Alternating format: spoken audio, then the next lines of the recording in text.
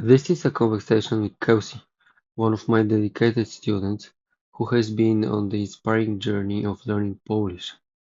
Together, we dive into her experiences, challenges, and breakthroughs in mastering the language. Beyond that, we touch on fascinating topics like her PhD research on the Polish Tatar Muslim community, exploring how identity is shaped by traditions, food, and religious practices, the struggle with Polish grammar and dialects, and how real-life communication differs from classroom learning. Living through the COVID-19 pandemic in Poland, with strict lockdowns, and her adventurous return to the UK, complete with two cats and a garden shed quarantine. Cultural contacts between Poland and the United States, from the warmth of Polish hospitality to the emphasis on family and community life. Join us for an insightful, funny, and heartwarming conversation that will inspire anyone interested in learning languages, cultural exploration, and the beauty of human connections. My ultimate goal is to create the best online Polish language course, and I know that Kelsey can help me achieve that. But it doesn't stop there. You can help too. Together, we can create something extraordinary for people learning Polish all over the world. Let's make this journey of language learning collaborative, engaging, and truly impactful. Please subscribe to my YouTube channel and share your thoughts in the comments. Let me know what you think should be included in the course. Thank you. Okay, so the first question is, when was the first time you heard the Polish language? Oh my gosh. The first time, I mean, I guess it would be my grandmother, but she didn't speak it on like an everyday basis. It was only when I kind of asked her how to say things. So I was like so interested in this language that I didn't know how it sounded or anything. And so I would ask her how to say certain things. So, like, how do you say bread? How do you say chicken or whatever? And I would write it down in a little notebook. No idea how to spell anything correctly or how to pronounce it really. But I think that was, yeah, probably when I first heard it. But it took me so long to get any sort of understanding of the accent or anything like that because it wasn't a language that I heard all of the time. So it's kind of Yeah. challenging to figure that out. And when was this? Not when. Where was this? So my grandma was in Ohio. So I would go during like summers and go visit her and my family there. And apparently there's actually a pretty large Polish community in Ohio. So Yeah. there was like a Polish community center there, and we'd sometimes get like fish and stuff there. Okay, okay. So Yeah. the one and only Ohio. I have I have two students from Ohio. I love So, but Ohio. I do. Like I think sometimes it gets a little bit of a bad rap, but my like childhood summers there were so nice. okay. And what else do you remember from your childhood when it comes to Polish? Um, well, I'd say probably like food was one of the few things that we still kind of had, though I didn't, I think, fully kind of understand that they were Polish. So like cheesecake, right? Like we had like our grandma's cheesecake, and only later did I really realize like, oh, it's like sernik, right? Or like Yeah, gołąbki. I never liked gołąbki, and there were always just cabbage rolls in our house. And then later I was like, oh, that's what they are, like the gross things with the massive cabbage leaves, yeah. which I still don't like. Oh, come on. Yesterday I ate gołąbki and I even still have one left Really? for later. Yeah. Yeah, I love gołąbki. Yeah. It's not my vibe, but who knows? Maybe it was just, my mom's cooking of them or something. I don't know. But like, yeah, maybe. pierogi, like all that kind of stuff we had. And also, it was kind of funny that, as children, sometimes people will say like bum or something like that. So we always said in our family, dupa. And so we'd like get your dupa over here, or I'll smack your dupa or something. And I always just thought that was butt until later I realized, oh, actually, like you probably shouldn't say that to a child, right? Yeah, it's okay. It's just lupa, Yeah, that's like the prime thing I remember. It's just dupa. Okay, nice memories. Very, very nice Yeah, memories. Yeah. Gołąbki and dupa. yeah, literally. Okay, okay. So, um, then on, like when you were a little bit older, did you get a chance to learn some Polish at home or later at school, or what was exactly happening? So the first thing I tried to do was teach myself Polish, which like embarrassingly enough, I decided the best way to do this was to get like a travel book, like with travel phrases. So it Yeah, would say like, where is the bathroom with it written out phonetically. And so I would just read this little travel book and try to like figure out how to say everything, which obviously, like I said, I didn't know the pronunciation. So I was just reading this phonetic description, which probably sounded horrible. And I'd go to my friend and I'd be like, oh, this is how you say, where's the nearest restaurant? Like super useful things for someone in like middle school. yeah, Was just, trying to find anything I could. And then it wasn't really until university when I took Polish there that I actually started to understand how to say things or kind of have a fuller realization of the language besides just phrases. But I found it really challenging because I realized how little I knew about English grammar. So, like, we have cases, for instance, in English, but I just didn't even understand that concept. So then doing it in Polish, it was like learning two languages. It was learning Polish and just learning what grammar is. So I found that really challenging, but it wasn't really yeah. until like university that I really started the journey, but I'd been trying since childhood to really understand the language. I still don't, but I try.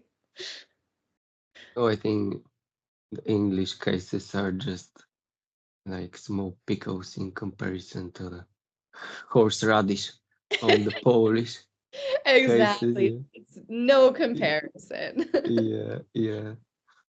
And where was this? The university. Yeah, So I went to Berkeley. So that's like Northern California near San Francisco. So I took, gosh, 2 years of Polish, 3 years. I can't remember exactly. I think I got into like B1 maybe, so I guess it would be 3 semesters. yeah. I even did like Polish folk dancing for a while, which was No. I, Polka, polka? it was not good. It was so bad. Because I remember we did a presentation of our dancing skills at a heritage festival in San Francisco. And I got up there and forgot all of the steps and just completely froze. So my partner had to like spin me around and stuff. I can't remember what it was, maybe Mazur or something. I can't even remember, but it was not fun. But I did try basically during university to kind of get involved with the Polish community there in some Yeah. small way. And yeah, engage with the Polish learning. I'd watch like Barbie movies in Polish because it's made for kids, so it was easier for me to understand. Nice, nice. And were there a lot of Polish Americans like you, or American Polish? Well, our class was really small. So there's a lot of Poles, I would say, in San Francisco. So there's shops that you can go to, for instance, that like sell Polish food. So I'd say San Francisco, there's more probably Polish Americans. But in university where I was, we were a pretty small class.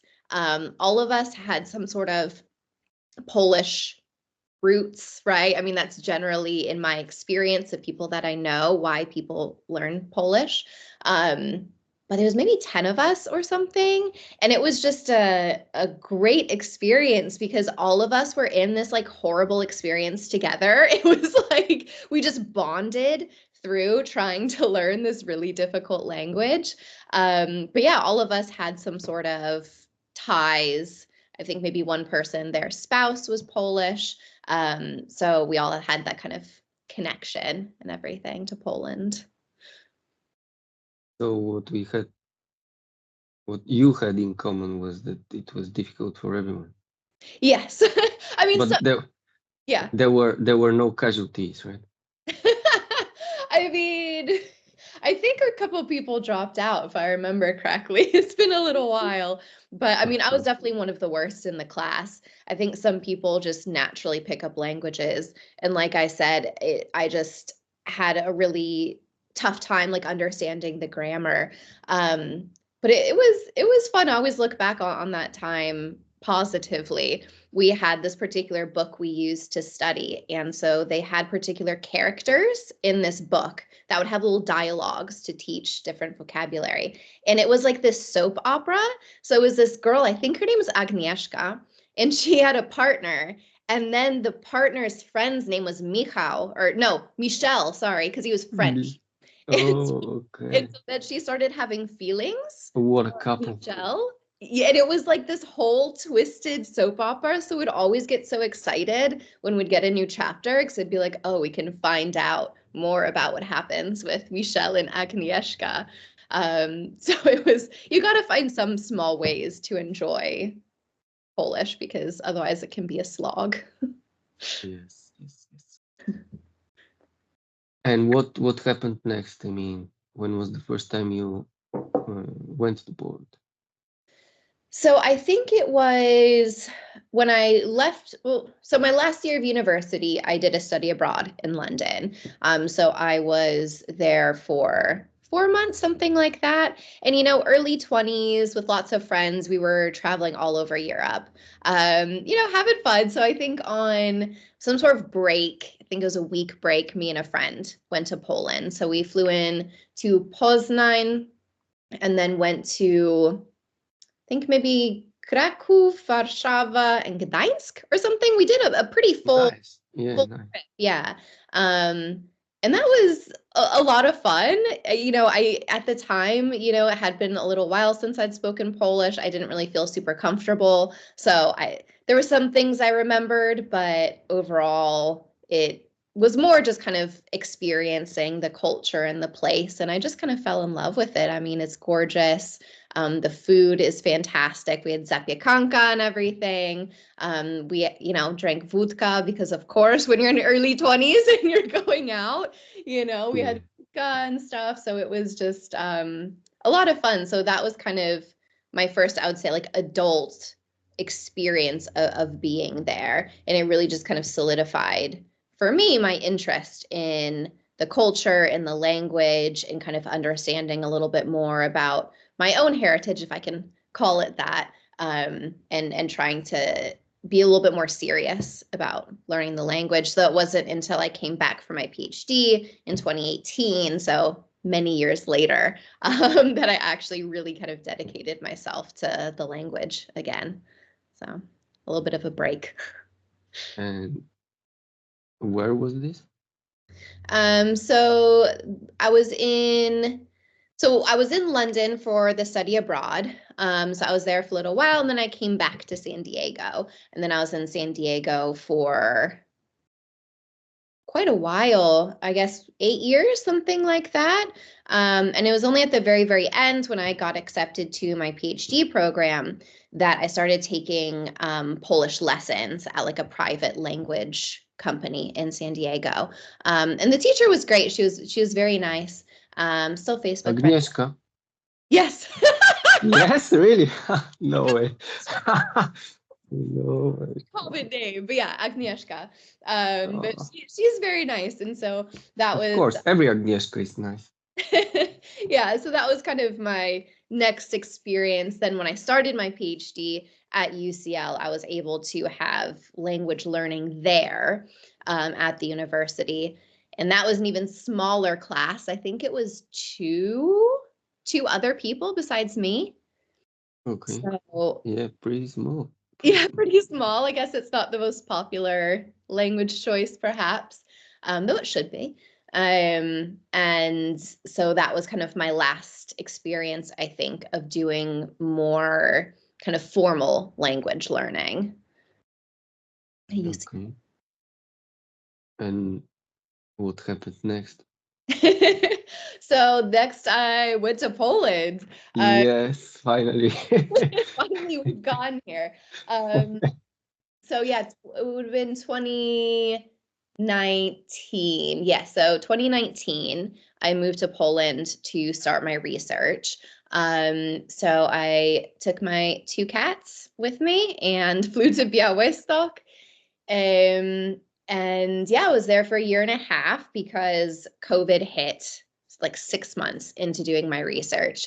So I ended up staying longer, which actually I didn't mind. I was very happy to have the Oh, extra. so you also remember COVID? Yes. Okay, okay. Sometimes I think I'm the only one who remembers it. Yeah, it's okay. Honestly, it feels like a different world. I mean, I remember, sitting in my apartment and hearing the alarms from like, the sirens and cars going by saying like, oh, stan epidemi, like stay inside, zostań w domu and stuff. And it's like, it just felt like something from another world. It was definitely from another world. Yeah, but I guess but before COVID, it was just a process of settling in and kind of getting over some of the cultural differences, um, and getting used to the language, which was and still is, I think, one of the biggest issues, especially because people just speak so differently on the street. And this is what I tell everyone who tries to go on a language learning journey. The way that you speak in a classroom is not the way that people speak on the streets. Like, it's just not. There was so much slang. People talk not clearly. The use of swear words. I know why they don't teach them in universities, but on the street, you're going to hear curse words, and they're very creative. It's a whole art in Polish swearing. Um, It is, and I and like it. yeah, and especially I think being in Białystok, and I'm talking with people who live in villages, and so they speak kind of po swojemu, right? So like in their own kind of dialect. So it's like a mix of like, Belarusian and Polish, and it's, this very heavy accent sometimes. And so it was very challenging for someone straight out of kind of this university Polish, plopped in a village, and just kind of, okay, now you need to try to understand this person. And sometimes it was a struggle, and it was so challenging because I'm like, well, in a test, I know what I'm doing, but why am I having so much difficulty kind of on the ground? And it's just those differences in how people communicate, right? Yeah, So I feel like that was kind of the first step, I guess. And just kind of, yeah, getting to know people and everything, and getting used to the research process and stuff. and what was the research about? So my research was about Polish Tathars. And before I kind of went into the field, I kind of got interested in Polish Tathars because someone from my Polish class, Timoteusz, he Mateusz, of course, of course.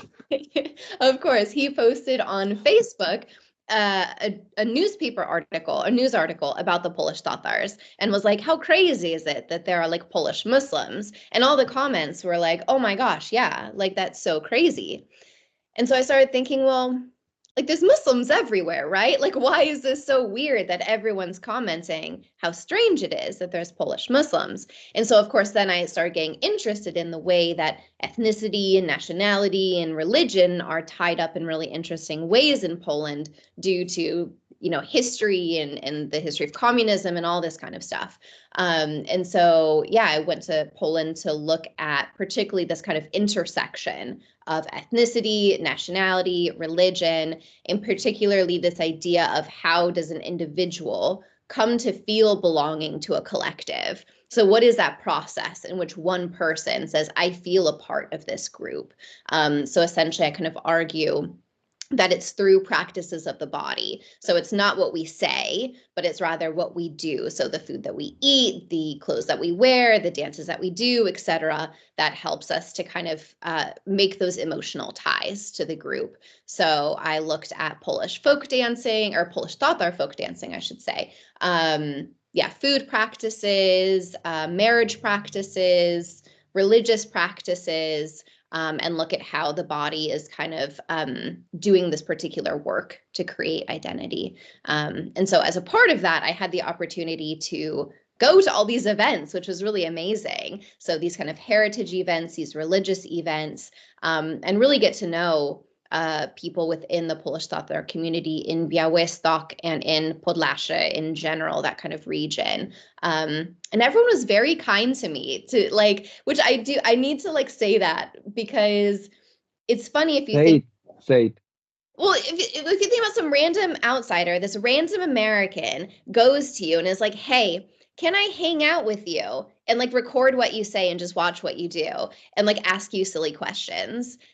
And they were just like, yeah, right? Like that's pretty nice. And so I really felt a responsibility to them to represent them in a way that I felt was accurate and in a way that I think showed what they feel, which is that they are Polish. I think that's kind of the question that I always hear people ask, like, is there discrimination and do they feel Polish?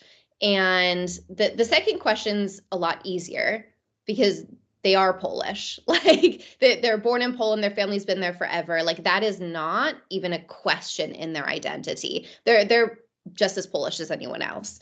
The other question, is there discrimination, is I feel like a slightly more challenging question to answer, and one that I kind of grappled with throughout the process of research, which I don't know if you want me to talk about that at all, but I can. Yes, I do, I do. Okay. Well, because so when I would ask a lot of my participants, is there discrimination? Oftentimes they would say no. So I would say, I haven't actually like quantified it, but off the top of my head, I would say probably 98% of the people would say, no, there's no discrimination. But they would say, there are sometimes mean people. So maybe there's someone who says something mean to you, but they didn't describe that as discrimination because they said it's not like everyone, it's not whole society. We're not treated differently by the state. It's just sometimes someone might say something mean to you. And so to them, at least the people I spoke with, that's not discrimination. Whereas to me, in my own kind of cultural lens, I would describe that as discrimination.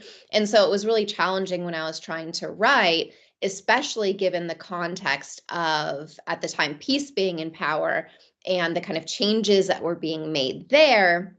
And a lot of talk about the kind of, far right politics and everything of how to, on one hand, say that this particular community really didn't, on the whole, say that they experienced discrimination, but there were also elements in which objectively there were bad things that happened to them because of their identity.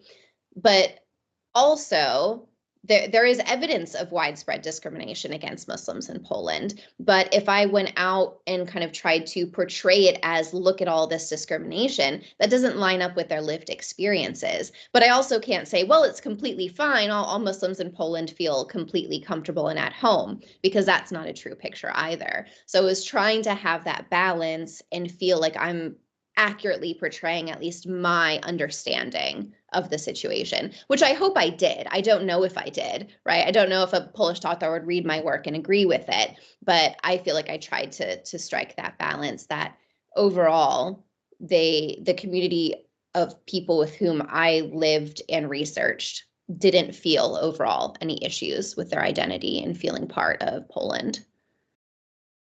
How many people did you interview in Poland? So formal interviews, it was somewhere in the 30 range. I don't remember off the top of my head. Some of those were over multiple interviews as well. So some of them were like a one-off interview. Some of them I did a couple. And then I also did participant observation, which essentially entails observing and participating. So you go to events, right? And on one hand, you kind of stay apart and you observe and take notes and see what's happening. And then also when you feel comfortable, you participate in those events. So things like, praying or dancing or eating, you do those things. So it was kind of a mix of interviews and then also participant observation. And I did have to do some transition to digital field work because of COVID. So some of the interviews were in person, some of them were online, which is a lot more difficult and I don't recommend it. I know there are people that swear by digital research. It is not my forte. I think something about the screen and I think particularly for me, the language difficulty was just exacerbated by being on a phone and sometimes bad connection. And a lot of my participants were older. So not being able to see lips, for instance, just having like a phone call was a lot more challenging. But, it was the only way in during that time. Most of these interviews were in Polish, right? I think all of them were, except for one, maybe. I think Okay. because one of my first participants who ended up I became quite close to later, she speaks English very, very well. And it was at the very beginning of my research. So I gave her the option to do it in Polish. But at that time, to be honest, I would say her English was better than my Polish. So it wouldn't have made any sense to change. But later we did speak primarily in Polish when we were together. And you had to deal not only with the language, but also with these dialects, right? Yes, exactly. So, learning these different words for things and yeah, especially just, the pronunciation and it was quite challenging. I think there's a particular way, a particular like Podlashe kind of like accent that's just very recognizable. I was on TikTok the other day and this guy was talking about like a Podlashe dialect and the way he was talking, I was like, oh my gosh, I'm transferred back to field work. So it's just, yeah, very particular, which obviously if you're Polish, it's not an issue. But if you're, learning certain words and learning a certain accent to suddenly say, oh, wait a minute, there's another word for this. It's kind of blows your mind, at least in the beginning. And did you have nights where you just, had some nightmares and you woke up like dopełniać, like, I mean, I still do, to be honest.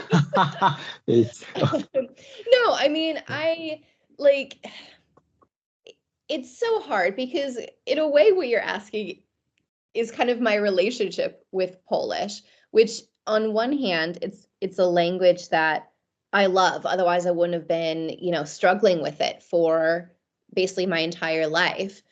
And yet there are times when I get so frustrated and so upset, and you have seen this throughout our time together, where I've literally cried, right? Because sometimes it feels, and this is going to sound silly, it feels unfair because I feel like I have put in so many years. I have put in so much work. Like, why can't I speak you yet?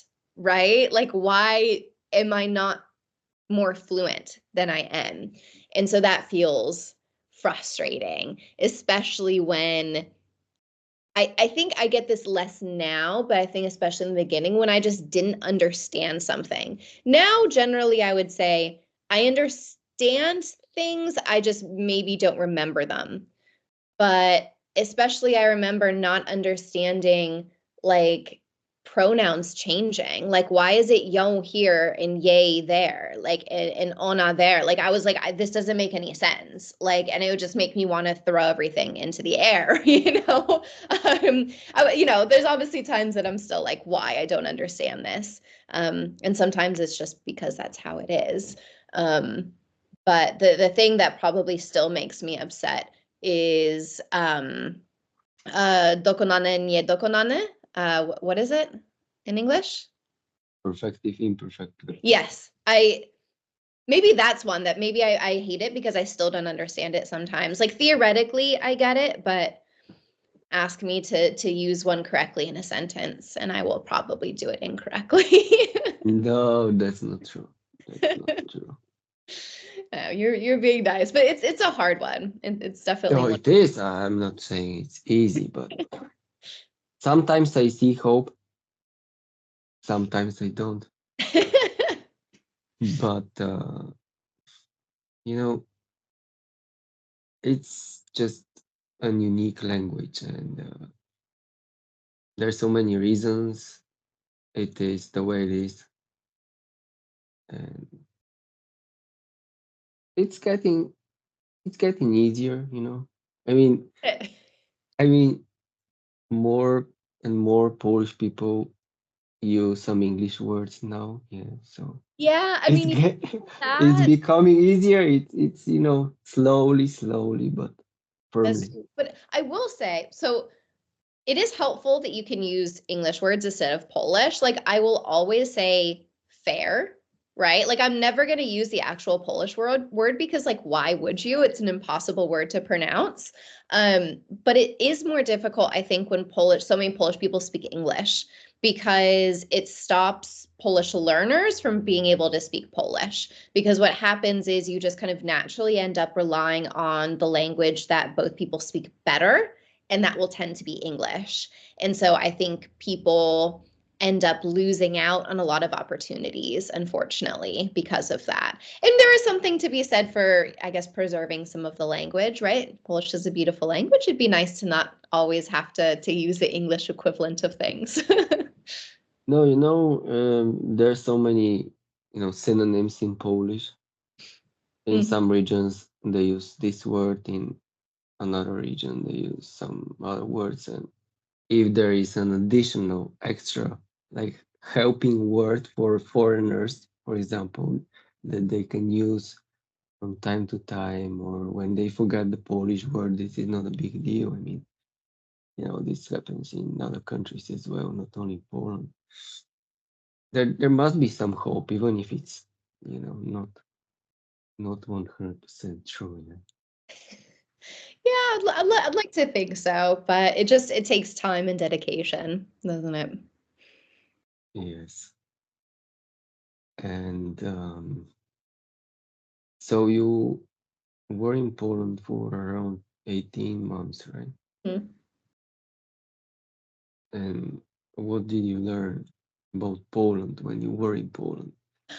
Oh my gosh, what did I learn about Poland? I mean, Polish people like to complain. I don't know. Is that something I can say? Yeah. Um, no, I think I I loved how welcoming and generous people were. That was one of the things that really stuck out to me. Um, like for instance, someone at the university, she invited me to her house for a vigilia because she knew that I was going to be alone. And to me, I would never do that. Maybe that makes me sound mean, but like someone that I barely knew, I would never invite them to my house for Christmas. Like, I'm sorry, I might like buy them some chocolates or something, but like to me Christmas is very much a family thing.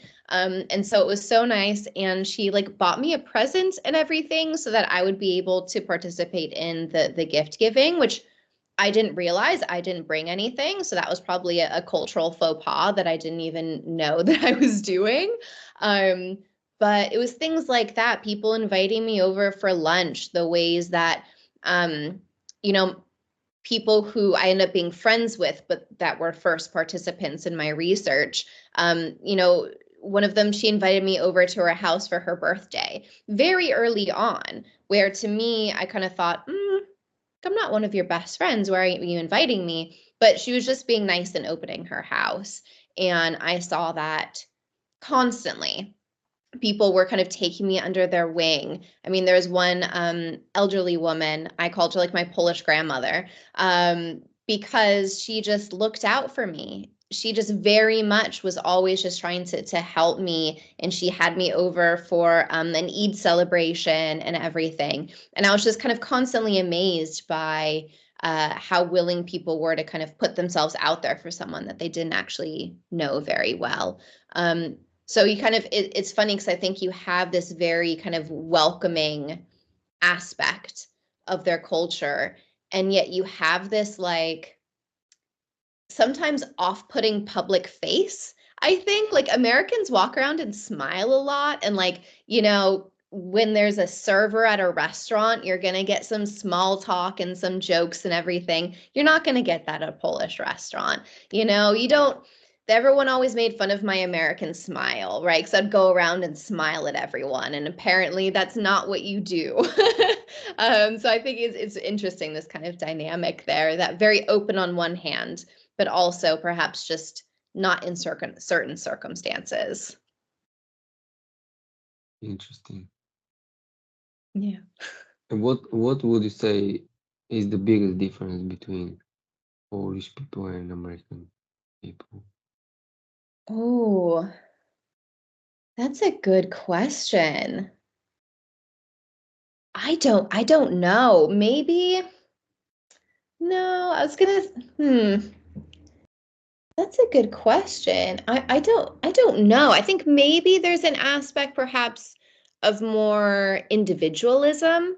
Like I feel like in America, we're perhaps a little bit more selfish, maybe, kind of looking out for our own. Whereas I feel like at least the people with whom I had contact with, there was a little bit more focus on the family and kind of what the family needed or the community.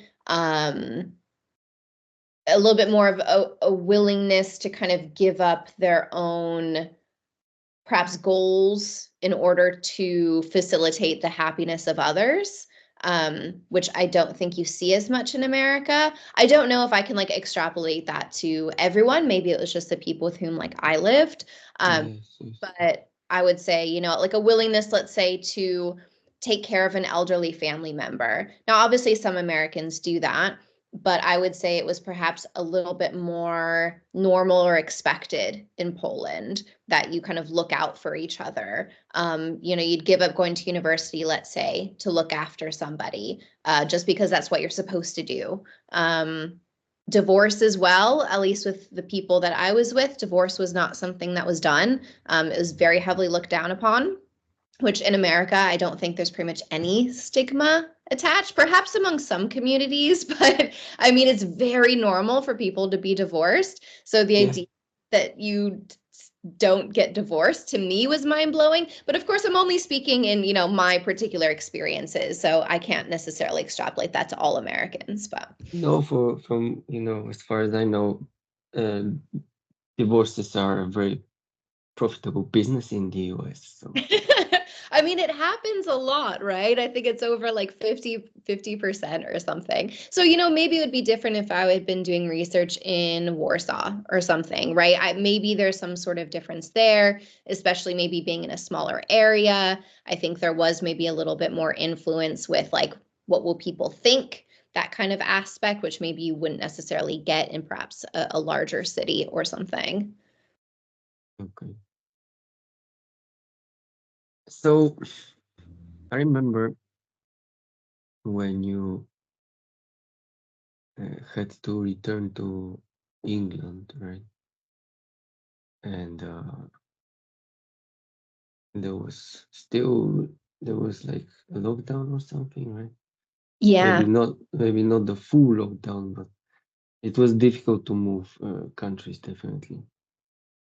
And maybe you can tell me this story again because I just like it a lot.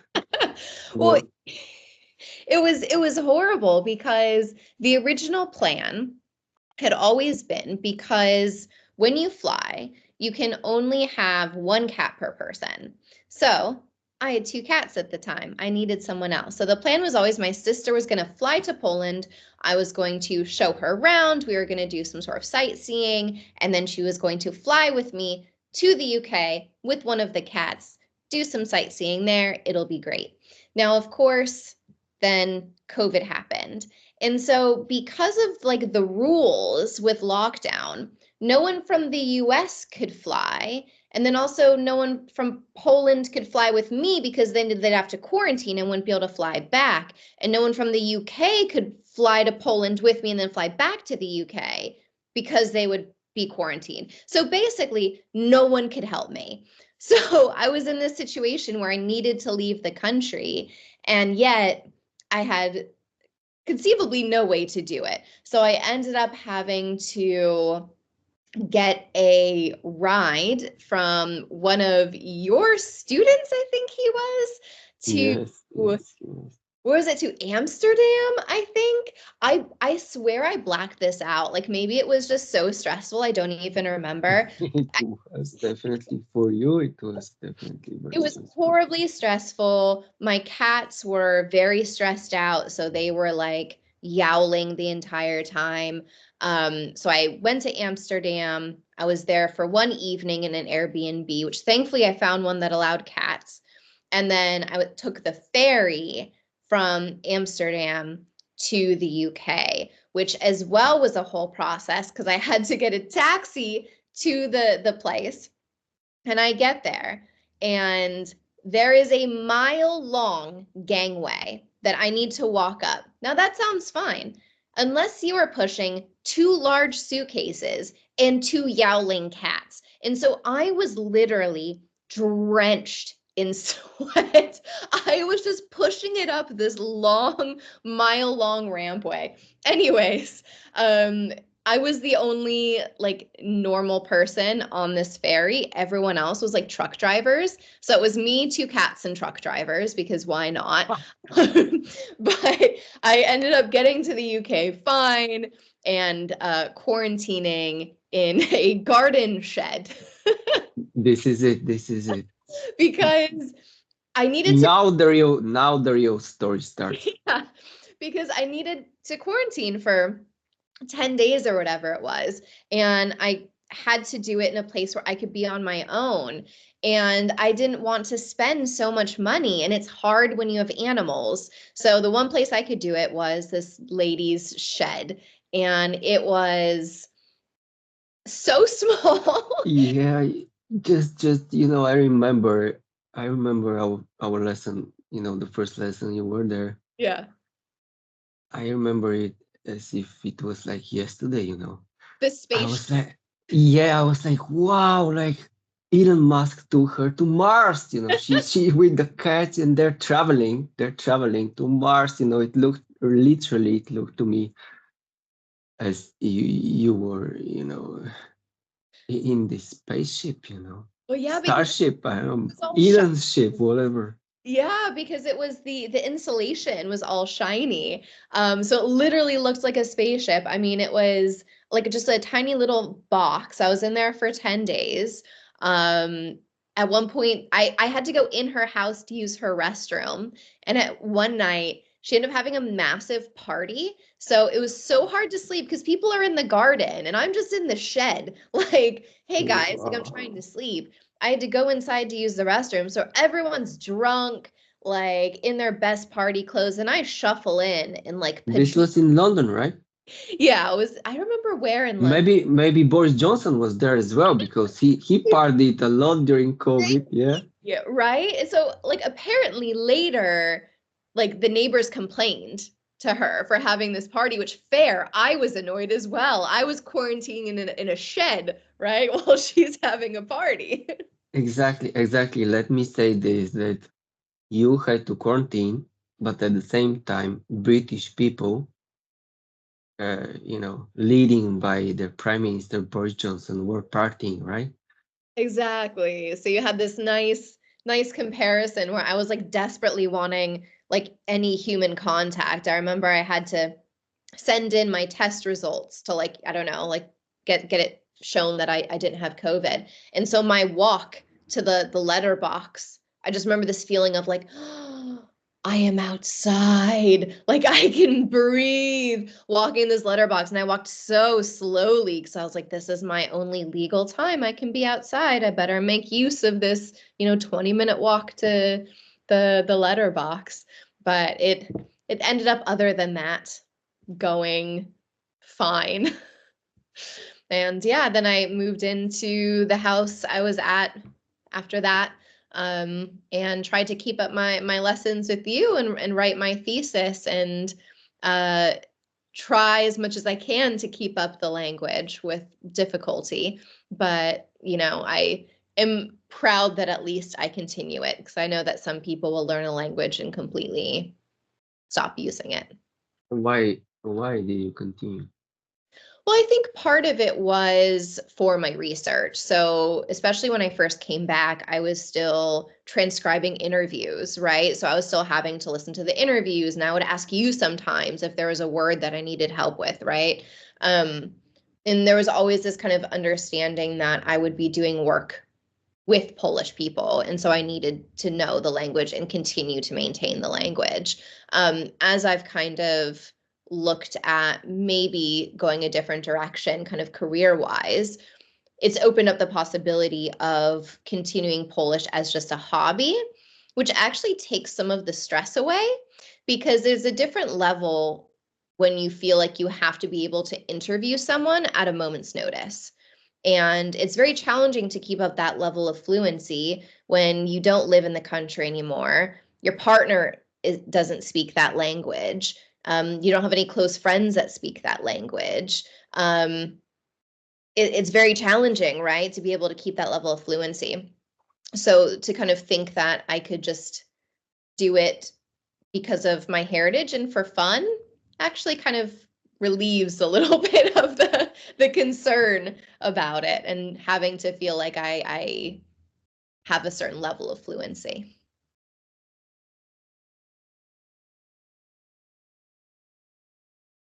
When did you decide to, like, when did you choose the topic of your dissertation? So that was probably like 2017, somewhere around there. So like I said, it was based on kind of what I saw on Facebook. But originally I had a completely different dissertation topic. I was actually going to do work in Yemen. And it's a good thing I decided to change. Um, to be honest, I'm very, yeah, it was, they have What mass what language would you Arabic. have learned? I started taking Arabic lessons, which is Okay. if we think Polish is hard, Arabic is, very challenging. So it's a good thing I ended up, I didn't go to school at that time because of personal reasons. Um, and when I decided to go back and try again, I had changed interests essentially, which I'm glad I did, because I don't think that I probably would have had to leave because of the humanitarian crisis in Yemen. And then also, I just don't think I had the emotional connection in the same way. I don't think I probably would have kept up with it or had the drive to learn Arabic in the same way that I have the drive to learn Polish, because it feels like I'm doing some sort of service or something to my family who wasn't able to keep this language, and that in some small way I can kind of bring it back or something, even if it's in a small, silly way. Yeah. No, it's good you didn't go to Yemen. Yeah, I would say so. I mean, No, I especially, mean, yeah, I was interested in like alternative religious practices. So also I don't think it probably would have been very safe. Um, it probably would have ended up going a different direction or something. It would have been interesting either way, but it makes more sense because, like I said, my interest in Poland has been so long term that it makes sense that then kind of in an academic forum that would still be my interest. It helps when you have to write a thesis that's 100,000 words. You want something you don't get bored of. And I got to talk about disco polo in it a little bit. So, bringing in all of my passions. Yes, yes, yes. And what did you do after you finished your thesis? So after I finished, I got a job as a lecturer for University of Roehampton, and I was there for a year.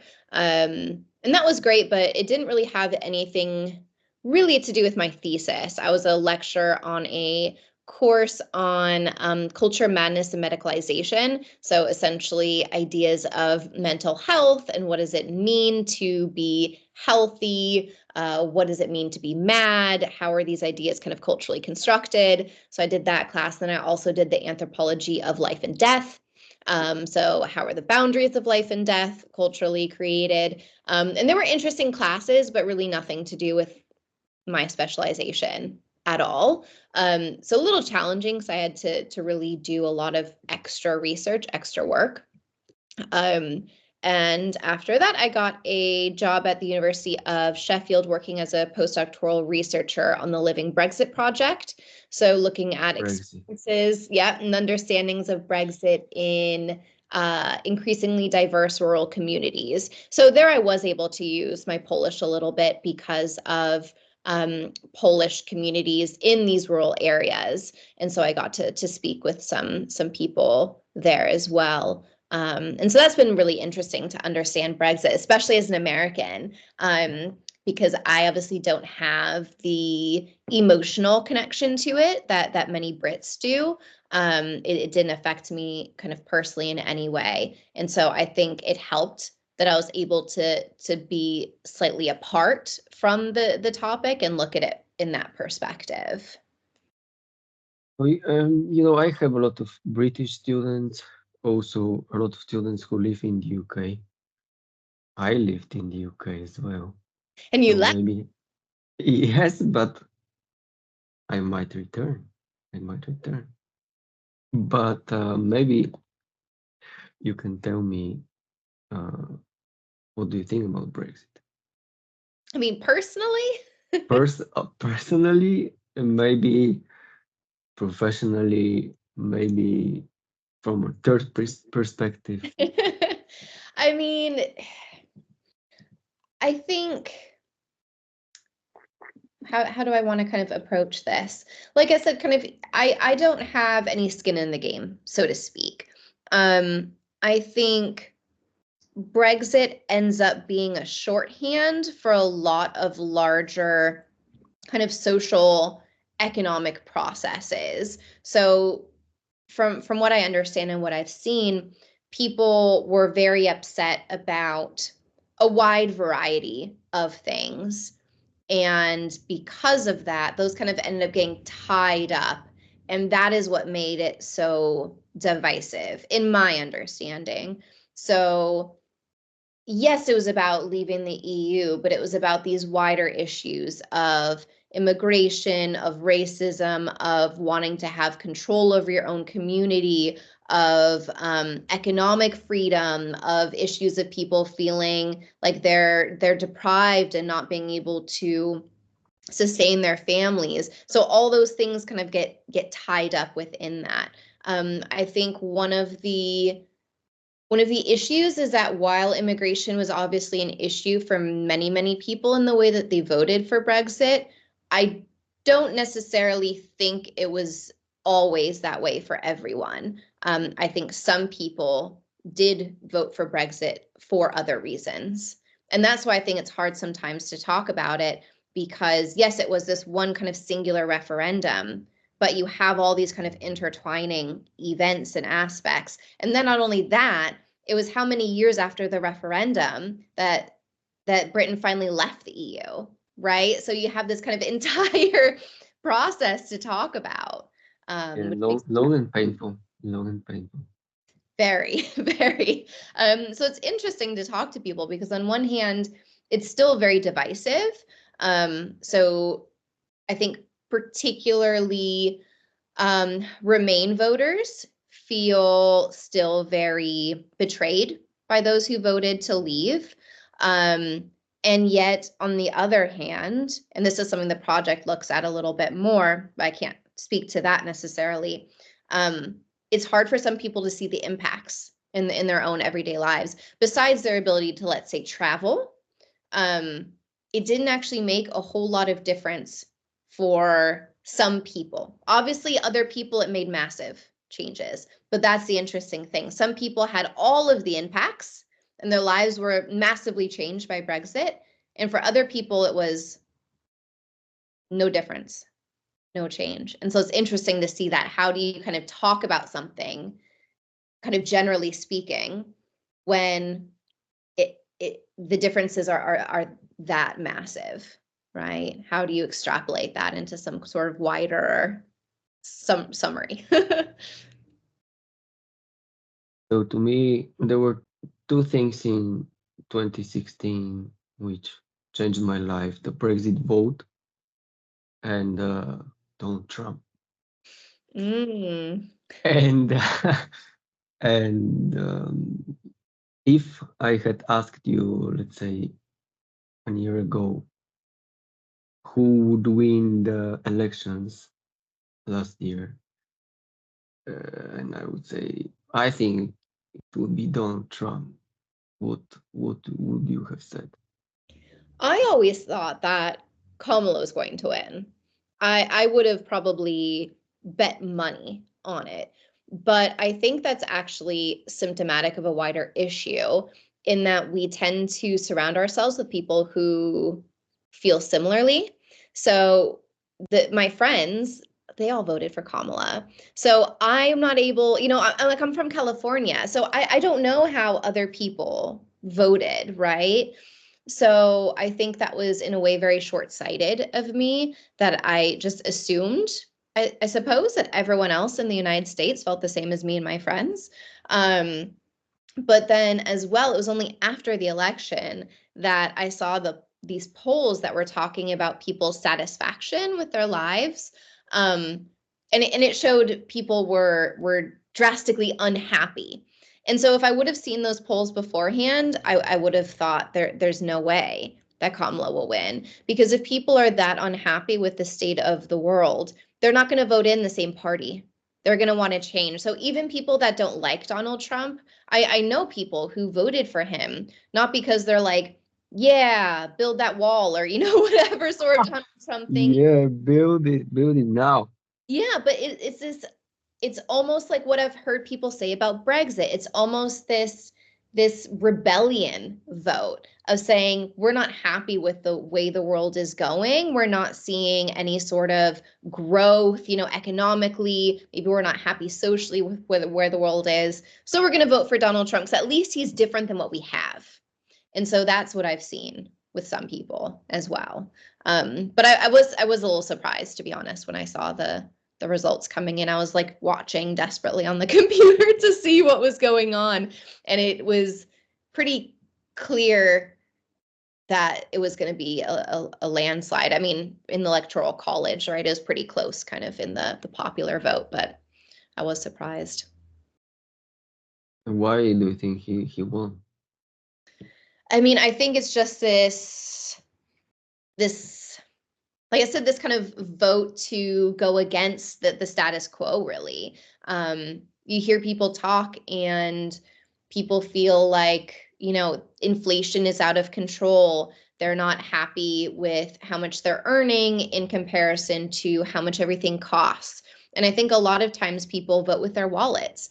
If they feel like they can't afford to, put food on the table easily, or they can't afford to maybe do fun things like go to the movies, right? Think of the inflation with just going to the movies. How can a family afford to do that now, unless they're earning really good money? And we're seeing wages are stagnating, right? And we have really high inflation. And so in a situation like that, I can't imagine, or I should put it this way, I I can sympathize with why someone would feel like they want to change, right? That they think, well, what is going on is not working, so we should do something else. Be my understanding of the situation. Now it's time for my joke. This time I Yes. prepared the joke. Okay. So let's imagine future, very near future, where all of us, you know, oh wait, this was not part of the joke, but where am I? So there is a future, maybe with one, maybe two things. Okay. There is a future where Elon Musk is the president of the world, yeah. And we just get these devices for free. We meet like, in the metaverse or the X app or whatever, and we work from home. We uh, interact also in the metaverse, and everything basically happens over there except for, going for a walk from time to time. Maybe some other things like shopping, but still you can have drones which can deliver you food and so on and so on. How crazy you think this is, and do you think that's possible? I love how you did that with the entire it was like talking to an ant, just saying the two little Yeah, yeah, but it was just a joke. um I mean, is it possible? Yeah. Like, you know, You mean, well, because there were too many things. Like, do you think it's possible that Elon Musk can become the president of the world? no, probably not. Okay, Yeah, I cannot okay. imagine there would have to be a massive cultural political shift, right? To have what, like one, I don't even think it'd be possible to rule that large of a group. But the idea of having no or very limited human contact, I think absolutely is a possibility. And we're going there anyways. I mean, just recently, I saw it was in China, a place where you could order and then a drone would deliver your food. So there was no human contact there, right? You go up to a sign, you put it in there, you pay, and a drone brings you your food. And that is, I think, very swiftly where we're going. I mean, think about how we're talking right now. Think about all of the meetings, right? So many businesses are now just closing their offices. Well, there have been talk now about return to offices for some big companies, but especially smaller companies. They're using it because they don't have to have an office.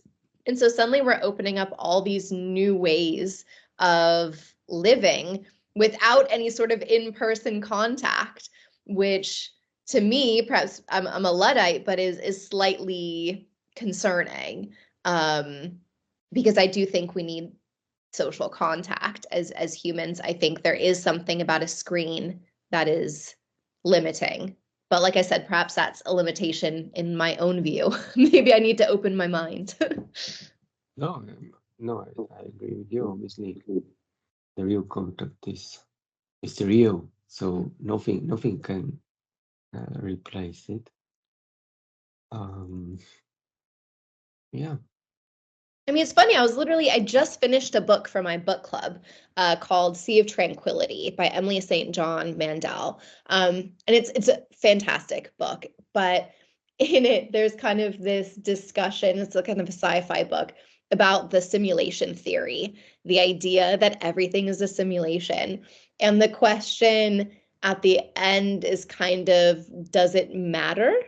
Like there's all these aspects of talking about what's real and what's not in contact. There's literally people using VR to give lectures and everyone's just a hologram.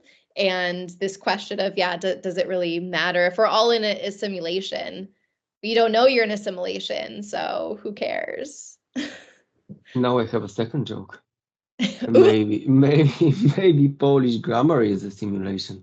I mean, maybe. One of the biggest simulations It ever it doesn't invented. make sense. It's not real. I mean, it has to be. It You- doesn't mean anything. Nobody understands it, right? Exactly.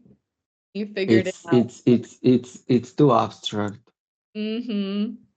and nobody likes it. You have It to must be it must be a simulation. I think so. I think so. All right, Kelsey, I think this will be it. Thank you very much, and yeah, see Thank you. you see you in the next one. Yeah, see you. Hi. So the first wait, wait. There is no hi, I just say so the first question. Okay, wait. No.